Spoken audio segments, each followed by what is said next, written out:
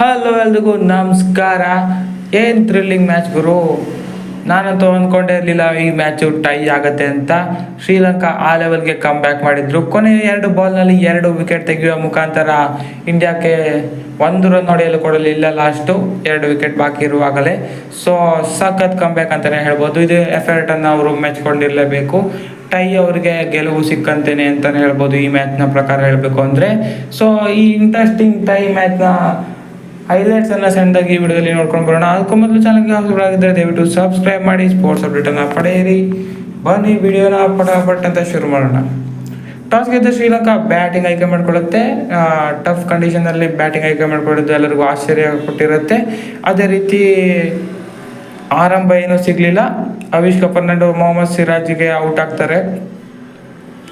7 ರನ್ಗೆ 1 ವಿಕೆಟ್ಗಳನ್ನು ಕಳೆದುಕೊಂಡು ಸಂಕಷ್ಟದಲ್ಲಿ ಸಿಲುಕಿರುತ್ತೆ. ಕುಶಲ್ ಮೆಂಡಿಸ್ ಮತ್ತು ಪತುಮ್ ನಿಸಂಕ ಸಣ್ಣ ಪಾರ್ಟ್ನರ್ಶಿಪ್ ಮಾಡ್ತಾರೆ. 39 ರನ್ಗಳಿದ್ದು. ಇದರಿಂದ ನೆಕ್ಸ್ಟು ಇನ್ನೇನು ಪಾರ್ಟ್ನರ್ಶಿಪ್ ಬರುತ್ತೆ ಅನ್ನೋಷ್ಟರಲ್ಲಿ ಕುಶಲ್ ಮೆಂಡಿಸ್ ಶಿವಮ್ ಡುಬೆ ಅವರಿಗೆ ಔಟ್ ಆಗ್ತಾರೆ. ಶಿವಮ್ ಡುಬೆ ಮೊದಲ ವಿಕೆಟನ್ನು ತೆಗೆದುಕೊಳ್ತಾರೆ ODI ಕ್ರಿಕೆಟ್ನಲ್ಲಿ.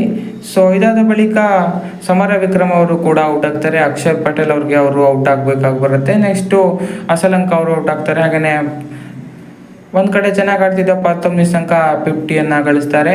56 ರನ್ ಗಳಿಸಿ ಅವರು ಕೂಡ ಔಟ್ ಆಗ್ತಾರೆ. ಇದರಿಂದ ಶ್ರೀಲಂಕಾ ದೊಡ್ಡ ಆಘಾತವನ್ನು ಅನುಭವಿಸುತ್ತೆ ಅಂತಲೇ ಹೇಳ್ಬೋದು. 101 ರನ್ಗಳಿಗೆ 5 ವಿಕೆಟ್ಗಳನ್ನು ಕಳೆದುಕೊಂಡು ದೊಡ್ಡ ಫಿನಿಶ್ ಮಾಡುವ ಆಸೆಯನ್ನು ಕೈ ಚೆಲ್ಲಿತ್ತು. ಈ ಸಮಯದಲ್ಲಿ ದುನಿತ್ ವೆಲ್ಲಾಲಗೆ ಅವರು ಸಖತ್ ಬ್ಯಾಟಿಂಗ್ ಆಡ್ತಾರೆ ಅಂತಲೇ ಹೇಳ್ಬೋದು. ಯಂಗ್ಸ್ಟರ್ ಒಂದು ಕಡೆ ಸಖತ್ತಾಗಿಯೇ ನಿಂತ್ಕೊಂಡು ಇನ್ನಿಂಗ್ಸನ್ನು ಬಿಲ್ಡ್ ಮಾಡೋದಕ್ಕೆ ಸ್ಟಾರ್ಟ್ ಮಾಡ್ತಾರೆ. ಅವರಿಗೆ ಹಸರಂಗ ಅವರು ಕೂಡ ಚೆನ್ನಾಗಿಯೇ ಸಾಥ್ ನೀಡ್ತಾರೆ. ಸೊ ಇವೆರಡರ ಪಾರ್ಟ್ನರ್ಶಿಪ್ ಸಖತ್ತಾಗಿ ಬರುತ್ತೆ. ಸೊ ಹೀಗೆ ವೆಲ್ಲಾಲಗೆ ಅವರು ಹೀಗೆ ಟೇಲೆಂಡರ್ಗಳ ಜೊತೆಯಲ್ಲೆಲ್ಲ ಪಾರ್ಟ್ನರ್ಶಿಪ್ ಮಾಡ್ತಾ ಅವರ ಅರ್ಧಶತಕವನ್ನು ಗಳಿಸ್ತಾರೆ. ಹಾಗೆಯೇ 65 ಬಾಲ್ನಲ್ಲಿ 67 ರನ್ಗಳ ಅತ್ಯುತ್ತಮ ಮೊತ್ತವನ್ನು ಕೂಡ ಕಲೆ ಹಾಕ್ತಾರೆ. ಇವರ ಚಿಂದಿ ಆಟದ ನೆರವಿನಿಂದ ಶ್ರೀಲಂಕಾ 230 ರನ್ಗಳಿಗೆ 8 ವಿಕೆಟ್ಗಳನ್ನು ಕಳೆದುಕೊಳ್ಳುತ್ತೆ. ನಿಗದಿತ 50 ಓವರ್ಗಳಲ್ಲಿ. ಭಾರತ ಪರವಾಗಿ ಹರ್ಷದೀಪ್ ಸಿಂಗ್, ಅಕ್ಷರ್ ಪಟೇಲ್ 2 ವಿಕೆಟ್ ಪಡೆದರೆ ದುಬೆ, ಯಾದವ್ ಹಾಗೆಯೇ ವಾಷಿಂಗ್ಟನ್ ಸುಂದರ್ ಮತ್ತು ಮೊಹಮ್ಮದ್ ಸಿರಾಜ್ ತಲಾ 1 ವಿಕೆಟ್ಗಳನ್ನು ಪಡಿತಾರೆ. ಸೊ ಈ ಮೊತ್ತವನ್ನು ಬೆನ್ನತ್ತಿದ ಭಾರತ ತಂಡಕ್ಕೆ ರೋಹಿತ್ ಶರ್ಮಾ ಶ್ರೀಲಂಕಾದವರಿಗೆ ಸಖತ್ತಾಗಿಯೇ ಶಾಕ್ ಕೊಡ್ತಾರೆ. ಪವರ್ ಪ್ಲೇನ ತಿಂದಾಕ್ಬಿಟ್ರು ಅಂತಲೇ ಹೇಳ್ಬೋದು.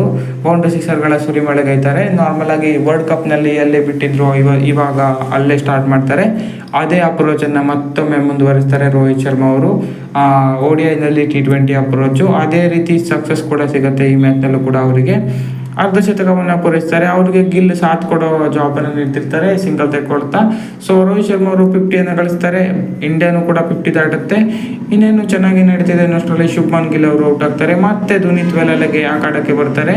ಬ್ಯಾಟಿಂಗ್ನಲ್ಲಿ 67 ರನ್ಗಳನ್ನು ಗಳಿಸಿದಷ್ಟೇ ಅಲ್ಲದೆ ಬೌಲಿಂಗ್ನಲ್ಲೂ ಕೂಡ ಕಮಾಲ್ ಮಾಡ್ತಾರೆ. ಶುಭ್ಮನ್ ಗಿಲ್ ಅವರನ್ನು ಔಟ್ ಮಾಡ್ತಾರೆ. ಇದರೊಂದಿಗೆ ಭಾರತ ತಂಡವು 75 ರನ್ಗಳ ಪಾರ್ಟ್ನರ್ಶಿಪ್ಪನ್ನು ಕಳ್ಕೊಳ್ಬೇಕಾಗತ್ತೆ. ಸೊ ಇದಾದ ಬಳಿಕ ವಿರಾಟ್ ಕೊಹ್ಲಿ ಅವರು ಬರ್ತಾರೆ. ವಿರಾಟ್ ಕೊಹ್ಲಿ ಅವರು ರೋಹಿತ್ ಶರ್ಮಾ ಮತ್ತೆ ಕೂಡ ಮ್ಯಾಚ್ ಮುಗಿಸ್ತಾರೆ ಅನ್ನೋಷ್ಟರಲ್ಲಿ ರೋಹಿತ್ ಶರ್ಮಾ ಅವರು ಕೂಡ ದುನಿತ್ ವೆಲ್ಲಾಲಗೆ ಅವರಿಗೆ ಔಟ್ ಆಗ್ತಾರೆ. ಇವತ್ತು ಅವರ ದಿನ ಅಂತ ಅನ್ಸುತ್ತೆ. ಬ್ಯಾಟಿಂಗ್ ಬೌಲಿಂಗ್ ಎರಡರಲ್ಲೂ ಕೂಡ ಸಖತ್ತಾಗಿ ಮಿಂಚ್ತಾ ಇದ್ರು ದುನಿತ್ ವೆಲ್ಲಾಲಗೆ. ಸೊ ಇವಾಗ ಮತ್ತೆ ಕೊಹ್ಲಿ ಮೇಲೆ ಮ್ಯಾಚ್ ಫಿನಿಶ್ ಮಾಡೋ ಜವಾಬ್ದಾರಿ ಬೀಳತ್ತೆ. ನಂತರ ಇಂಟ್ರೆಸ್ಟಿಂಗ್ ಆಗಿ ಹೇಳಬೇಕು ಅಂದರೆ ವಾಷಿಂಗ್ಟನ್ ಸುಂದರ್ ಅವರನ್ನ ಪ್ರಮೋಟ್ ಮಾಡಲಾಗುತ್ತೆ ನಂಬರ್ 4ಗೆ. ಅದು ವರ್ಕ್ ಆಗೋದಿಲ್ಲ. ಅವರು ಕೂಡ ಕ್ಷಣ ಮಾತ್ರದಲ್ಲಿ ಔಟ್ ಆಗಿ ಹೋಗ್ತಾರೆ. ಸೊ ಇದರೊಂದಿಗೆ 87 ರನ್ಗಳಿಗೆ 3 ವಿಕೆಟ್ ಕಳೆದುಕೊಂಡು ಭಾರತ ಕೂಡ ಸಂಕಷ್ಟಕ್ಕೆ ಸಿಲುಕಿರುತ್ತೆ. ಹೀಗೆ ಸಂಕಷ್ಟದಲ್ಲಿ ತಂಡಕ್ಕೆ ವಿರಾಟ್ ಕೊಹ್ಲಿ ಮತ್ತು ಶ್ರೇಯಸ್ ಅಯ್ಯರ್ ಕೊಂಚ ಪಾರ್ಟ್ನರ್ಶಿಪ್ಪನ್ನು ನೀಡ್ತಾರೆ. ಒಂದು ಆಸೆಯನ್ನು ಕೊಡ್ತಾರೆ ಭಾರತ ತಂಡಕ್ಕೆ.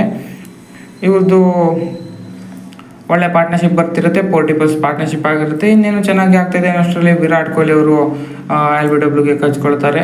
ಹಸರಂಗ ಅವ್ರಿಗೆ 24 ರನ್ ಗಳಿಸಿ.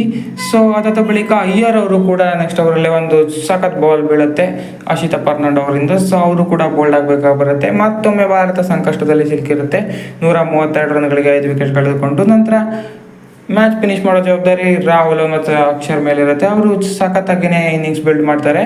ಮ್ಯಾಚನ್ನು ಇನ್ನೇನು ಶ್ರೀಲಂಕಾ ಕಡೆಯಿಂದ ತೆಗೆದುಕೊಳ್ತಾರೆ ಅನ್ನೋಷ್ಟರಲ್ಲಿ ಡಬಲ್ ಸ್ಟ್ರೈಕ್ ಆಗುತ್ತೆ. ಚೆನ್ನಾಗಿ ಆಡ್ತಿದ್ದ KL ರಾಹುಲ್ ಮತ್ತು ಅಕ್ಷರ್ ಪಟೇಲ್ ಔಟ್ ಆಗ್ತಾರೆ. ಒಬ್ಬರಾದ ಮೇಲೆ ಒಬ್ಬರಂತೆ. ರಾಹುಲ್ 31 ಹಾಗೆಯೇ ಅಕ್ಷರ್ 33 ಹೊಡೆದಿರುತ್ತಾರೆ. ಸೊ ಉಳಿದಿರೋದು ಶಿವಮ್ ಡುಬೆ ಒಬ್ಬರೇ ಆಗಿರ್ತಾರೆ. Next recognised batsman. ಅವರು ಕೂಡ ಸಖತ್ತಾಗಿಯೇ ಆಡ್ತಾರೆ ಅಂತಲೇ ಹೇಳ್ಬೋದು. ಕುಲ್ದೀಪ್ ಯಾದವ್ ಅವ್ರಿಗೆ ಸಾಥ್ ನೀಡೋದಕ್ಕೆ ಆಗೋದಿಲ್ಲ. ಸೊ ಶಿವಮ್ ದುಬೆ ಅವರು ದೊಡ್ಡ ಹಿಟ್ಗೆ ಪ್ರಯತ್ನ ಮಾಡ್ತಾರೆ, 2 ಸಿಕ್ಸ್ ಹಾಗೆ 1 ಬೌಂಡ್ರಿ ಗಳಿಸ್ತಾರೆ.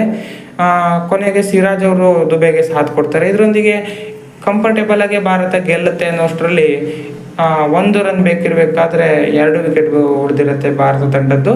ಶಿವಮ್ ದುಬೆ ಅವರನ್ನ ನಾಯಕ ಚರಿತಾ ಸಲಂಕ ಅವರು LBW ಬಲೆಗೆ ಬೀಳಿಸಿದ್ರೆ, ನೆಕ್ಸ್ಟ್ ಅದಾದ ಮೇಲೆ ಬಂದ ಹರ್ಷದೀಪ್ ಕೂಡ 1 ರನ್ ಹೊಡೆಯೋದಕ್ಕೆ ಆಗಲಿಲ್ಲ. ಅವರು ಕೂಡ LBW ಬಲೆಗೆ ಬಿದ್ದು ಔಟ್ ಆಗ್ತಾರೆ. ಇದರೊಂದಿಗೆ ರೋಚಕ ಟೈನಲ್ಲಿ ಪಂದ್ಯ ಅಂತ್ಯಗೊಳ್ಳುತ್ತೆ. ಸೊ ಈ ಮ್ಯಾಚನ್ನು ಟೈಗೊಳಿಸಿದ್ದೇ ಶ್ರೀಲಂಕಾದವರಿಗೆ ಖುಷಿ ಕೊಟ್ಟಿರುತ್ತೆ ಅಂತ ಅನ್ಸುತ್ತೆ. ಯಾಕಂದರೆ ಈ ಮ್ಯಾಚ್ ಅವರ ಕೈ ಬಿಟ್ಟು ತಪ್ಪು ಹೊರಟೋಗಿತ್ತು. ಸೊ ಅವರು ಇದು ಟೈ ಮಾಡಿದ್ದೇ ಅವರಿಗೆ ಸಖತ್ ಖುಷಿ ಕೊಟ್ಟಿರುತ್ತೆ ಅಂತಲೇ ಹೇಳ್ಬೋದು. ಸೊ ಇದಕ್ಕೆ ಸೂಪರ್ ಓವರ್ ಇರೋದಿಲ್ಲ. ಸೊ ಮೊದಲ ಪಂದ್ಯ ಟೈ ಆಗಿದೆ. ಇನ್ನು ಸೀರೀಸ್ ಗೆಲ್ಲಬೇಕಾದ್ರೆ 2 ಪಂದ್ಯಗಳನ್ನು ಕೂಡ ಗೆಲ್ಲಬೇಕಾಗುತ್ತೆ ಭಾರತ ತಂಡ. ಸೊ ಇದಾಗಿತ್ತು ಈ ವಿಡಿಯೋ. ಈ ಮ್ಯಾಚ್ ಕುರಿತು ಏನಾಯಿತು ಅಂತ ತಿಳಿಸಿದ್ದೀನಿ. ಸೊ ಇದಾಗಿತ್ತು ಈ ವಿಡಿಯೋ. ಹೆಚ್ಚಿನ ವಿಡಿಯೋಗಾಗಿ ಸಬ್ಸ್ಕ್ರೈಬ್ ಮಾಡಿ. ನಿಮಗೆ ಹೇಗೆ ಅನಿಸ್ತು ಈ ಮ್ಯಾಚು? ಸಖತ್ ಥ್ರಿಲ್ಲಿಂಗ್ ಮ್ಯಾಚ್ ಆಗಿತ್ತು ಇದು.